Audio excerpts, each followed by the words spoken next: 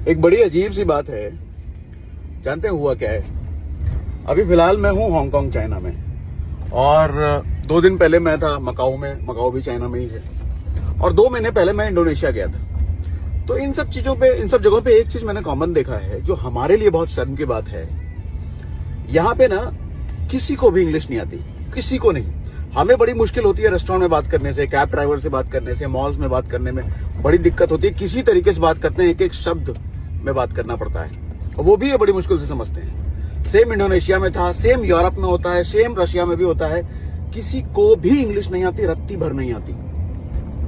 कौन सी भाषा बोलते हैं? ये अपने देश की भाषा बोलते हैं। बाकी दूसरा क्या बोल रहा है इससे उनको मतलब नहीं है, भाड़ में जाओ। हमारे यहाँ पे क्या होता है? इंग्लिश आनी चाहिए भैया, जो हमारी भाषा है भी नहीं।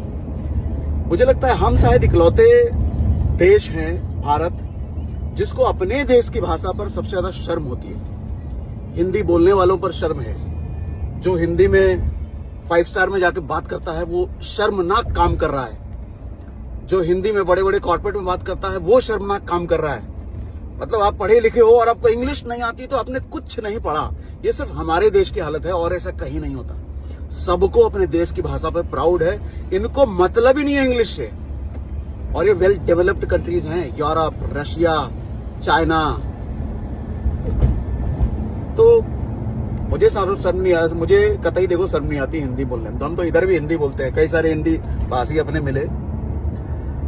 लेकिन हमारे देश की मानसिकता को चेंज करने की जरूरत है। हमारे लोगों को मानसिकता बदलने की जरूरत है भैया, कि अपने देश की भाषा पर प्राउड अगर हम नहीं करेंगे तो कोई बाहर वाला आके नहीं करने वाला है। तो हिंदी को बढ़ावा दीजिए, इंग्लिश नहीं, हिंदी चलना चाहिए हर जगह।